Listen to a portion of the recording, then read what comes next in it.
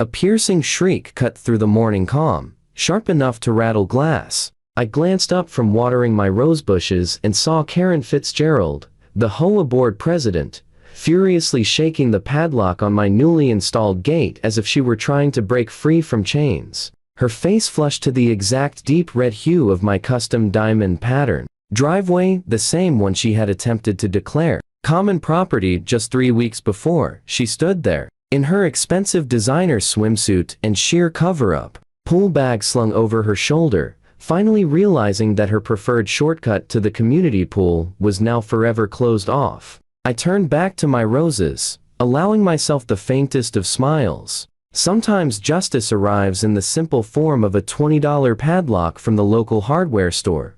My name is Jake Sullivan, and I am a 42-year-old veteran who served 15 years in the Army Corps of Engineers. When I finally settled into the peaceful suburb of Meadowview Heights, I believed my days of fighting over territory were long over. I chose a beautiful corner lot home precisely for its distinctive features, including an oversized driveway that curved along the edge of the property. During construction, had spent an additional $12,000 to install custom red diamond pavers instead of ordinary concrete. The pattern was not merely decorative. It was a personal tribute to my old unit's insignia from my military service.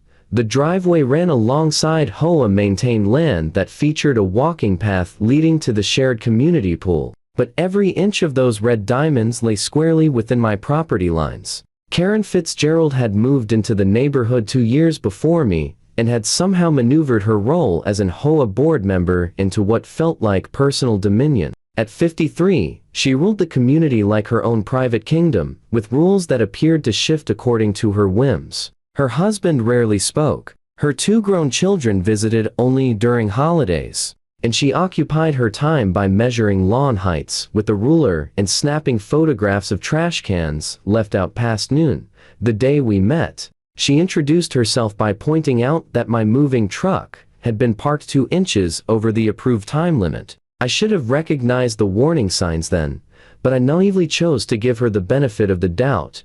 Trouble began 6 months after I moved in. I was working from home when I heard the sharp click-clack of heels on my driveway. Karen stood there with a clipboard, photographing my pavers from every angle. When I stepped outside to ask what she was doing, she explained in an overly sweet voice that my driveway was under review for multiple violations. According to her, the red diamond pattern breached the neighborhood's uniformity standards. Even worse, she insisted that the driveway encroached on HOA common land. She argued that the distinctive design might confuse delivery drivers or emergency services. Though she could never clarify how red diamonds were more bewildering than plain gray concrete, I responded politely, but firmly that the driveway had been approved by the developer before construction, and that I possessed all required permits. She dismissed my words with a wave of her hand, stating that prior approvals could be revoked if the board found them problematic.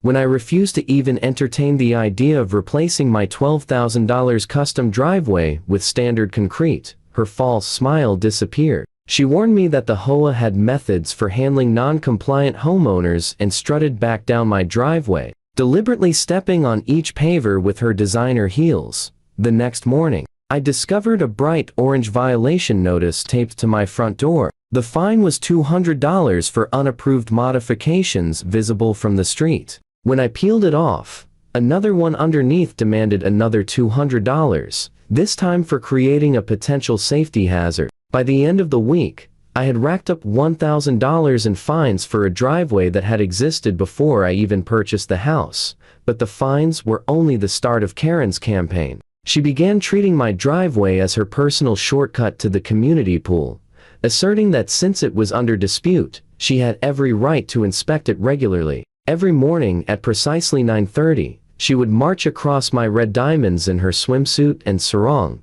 occasionally dragging the wheels of her pool chair over the pavers. When I installed a small "No Trespassing" sign, she had it removed within hours, claiming it violated HOA signage regulations. When I confronted her about trespassing on my driveway, she smiled and insisted she was performing official HOA duties by examining the alleged encroachment. She even began bringing other board members along on her daily inspections, turning my driveway into a neighborhood spectacle. One morning, I caught her directing a landscaping truck to park on my pavers while the crew worked on the adjacent common area. When I objected, she replied that the driveway would soon become HOA property anyway, so I might as well get accustomed to it.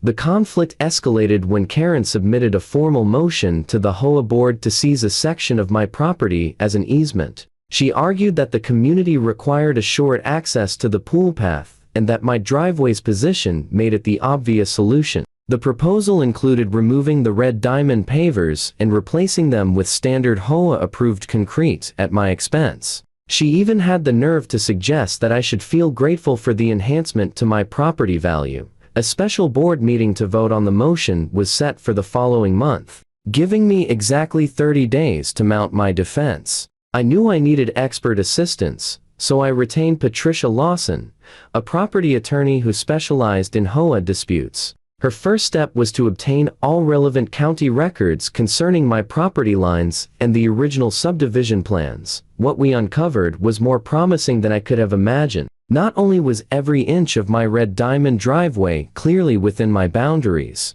but the developer's original blueprints revealed that they had deliberately designed the lot with extra space specifically for an enlarged driveway. The official county surveyor's records confirmed that the HOA's common land stopped a full 3 feet before my pavers started. Patricia also found something revealing in the HOA's own bylaws. Under Section 12.4, any board member who knowingly submits false claims regarding property boundaries or pursues baseless legal action against homeowners could face removal from the board and personal liability for associated legal fees. Armed with this information, we hired a licensed surveyor to produce an updated property map, complete with precise markers. The surveyor placed bright orange stakes along the exact boundary line, making it impossible for anyone to feign confusion about where my land ended and HOA property began. While awaiting the surveyor's official report, I meticulously documented every instance of Karen's trespassing using my security cameras.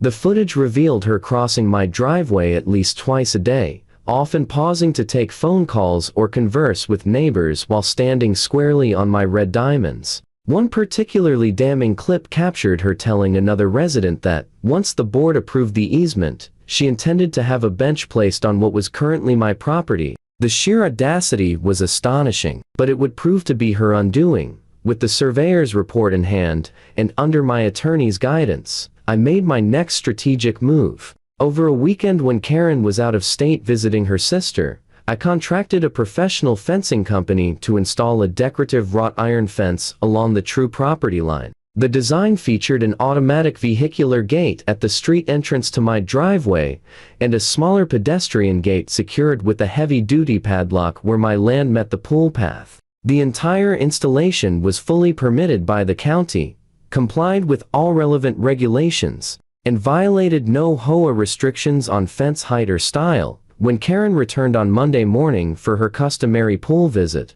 she found her cherished shortcut sealed behind iron bars and an unyielding lock. Her reaction was instantaneous and explosive. She called my phone 17 times within a single hour, leaving voicemails that grew progressively more frantic, accusing me of erecting illegal structures and obstructing community access. She threatened to have the fence demolished, to sue me personally, and to make my life miserable until I submitted to her demands. I preserved every message and forwarded them all to Patricia, who was assembling an impressive dossier on Karen's conduct. By midday, Karen had convened an emergency HOA board meeting for that evening, fully expecting her colleagues to rally behind her campaign against my fence. The gathering took place in the community center, and the room was filled to capacity. News of the dispute had spread rapidly, drawing many residents eager to witness the unfolding drama. Karen took the podium, her face flushed with fury as she railed against my alleged deliberate blockage of community property and my antisocial actions. She insisted that I had built the fence purely out of malice, and that it barred residents from reaching their own amenities. When my turn came, I presented the surveyor's report, the county records, and the developer's original plans with calm precision. I explained that I possessed every legal right to enclose my property, and that the HOA had never held any legitimate claim to my driveway.